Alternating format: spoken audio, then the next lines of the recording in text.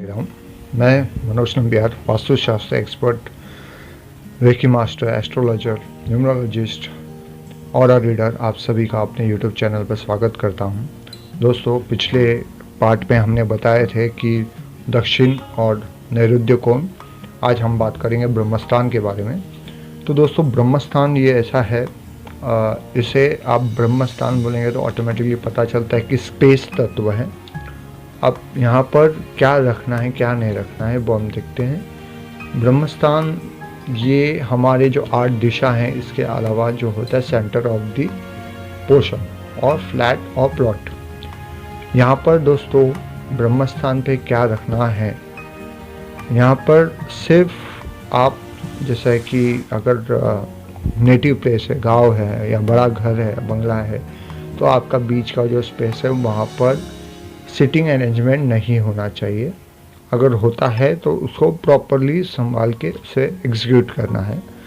उसके अलावा यहाँ पर आप रख सकते हो। उसके अलावा यहाँ पर आजकल फ्लैट सिस्टम है, तो वहाँ पर हमने देखा है कि किसी का टॉयलेट होता है, बाथरूम होता है या एंट्रेंस होता है, या समवॉट वहाँ पर बीच में वॉल आ जाता है।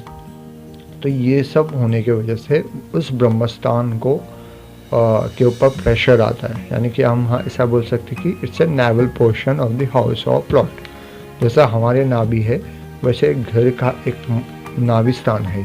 अब नाभि स्थान में अगर प्रेशर आता है तो वो सभी जगहों पर उसका रिएक्शन आ जाता है।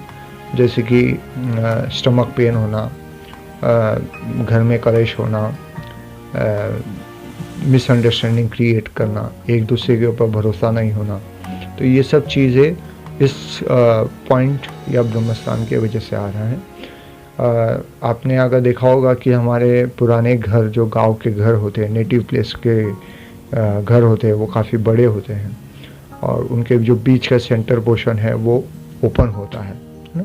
तो हाँ, पॉसिबल है कि आजकल फ्लैट सिस्टम में ये नहीं होगा, लेकिन हम कोशिश कर सकते हैं कि हमारा लिविंग रूम जो है वो सेंटर ऑफ दी हो। यानी कि अगर 2 फ्लैट है, 2 फ्लैट अगर कोई परचेस करता है तो वो उसको एक एडवांटेज मिल जाता है कि वो घर का बीच का पोर्शन जो है, दीवार जो है, उसे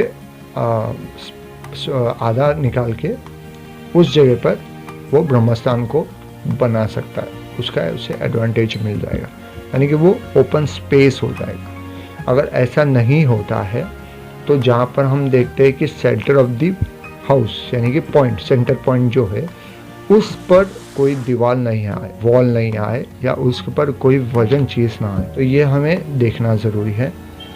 इसके अलावा हमारे जैसे 8 दिशा और ब्रह्मस्थान, ये नॉर्मल आप सभी को पता है कि ये हैं। इसके अलावा हम बोलते हैं ऊर्ध्व, या उसे आकाश हम बोलते हैं, और पृथ्वी। ये 2 और मुख्य ये हैं कि अगर हम कोई भी प्लॉट देखने जाते हैं तो पहले क्या देखते हैं, आकाश की तरफ देखते हैं कि डायरेक्शंस क्या है, कैसा है, क्या है। पहले के ज़माने में या पहले जो वास्तु जो हमारे एंशियंट्स जो देखते थे, क्योंकि वो टाइम पे घड़ी नहीं था, तो वो कैसे देखते हैं, वो इसी माध्यम से देखते हैं कि आकाश से सूर्य का पोजीशन कहाँ पर है, उस हिसाब से स्पेस में देख के उनको पृथ्वी को देखते हैं और पृथ्वी से उनका एनालाइज करते हैं कि ये डायरेक्शंस कहाँ पर है। तो हमारे जो मुख्य 8 दिशा हैं उसी के साथ हमारे आकाश और पृथ्वी, ये दोनों आता है। तो टोटल हमारे यहाँ पर 10 जो है 10 डायरेक्शंस, ये मुख्य डायरेक्शंस देखते हैं। यानी कि मुख्य डायरेक्शंस प्लस सब डायरेक्शंस, उसके अलावा और 2 डायरेक्शंस भी इसमें ऐड होता है। तो ये हमारे डायरेक्शन वाइज हमारे यहाँ पर कंप्लीट हुआ है। हाँ दोस्तों, एक बात और है कि ब्रह्मस्थान पे अगर देखें तो टॉयलेट ये बिल्कुल नहीं होना चाहिए, बहुत बड़ा वास्तु डिफेक्ट है वो। बाथरूम भी नहीं होना चाहिए, क्योंकि पानी आता रिप्रेजेंट होता है, और यहाँ पर खास करके पानी, वाटर, मंदिर, कोई देखे मैंने कि मंदिर भी यहाँ पर प्लेस करते हैं, जो कि बहुत बड़ा वास्तु डिफेक्ट है।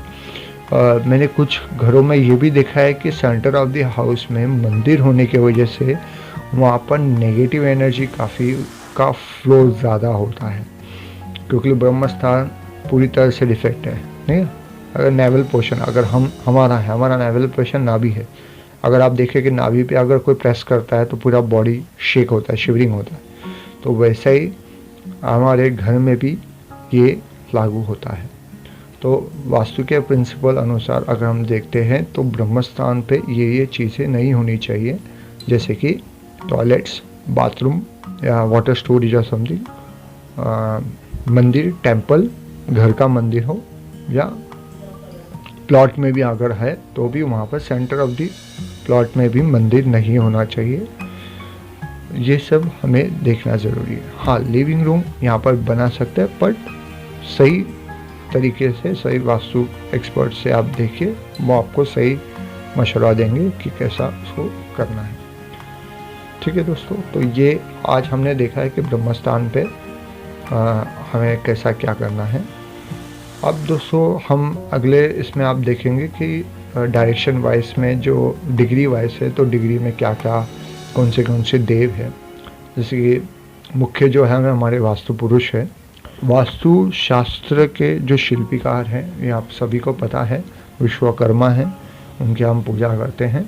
तो हमारे जो मेन आर्किटेक्चर है वो विश्वकर्मा है। उनकी तरह से ही सभी घरों का, सभी भवनों का निर्माण होता है।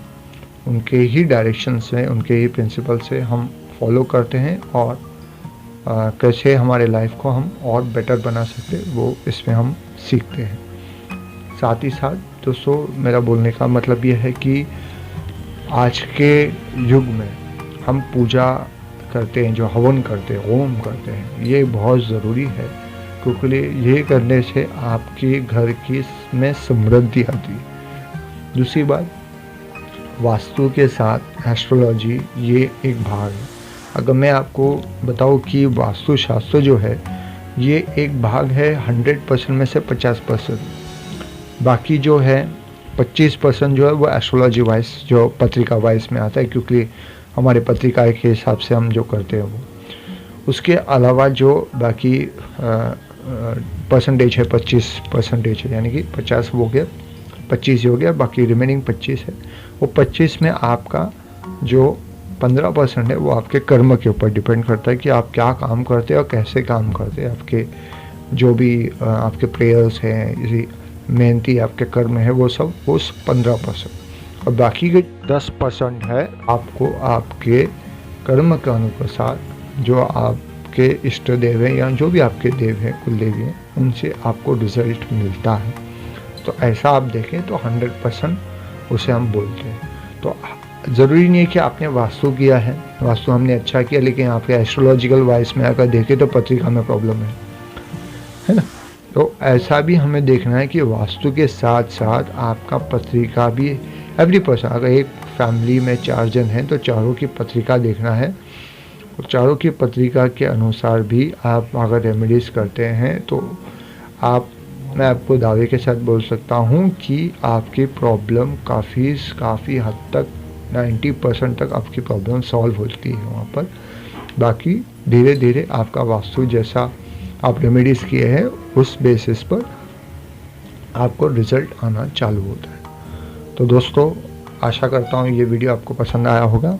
अगले और भी अच्छे वीडियोस में लेके आऊँगा और टॉपिक्स पर।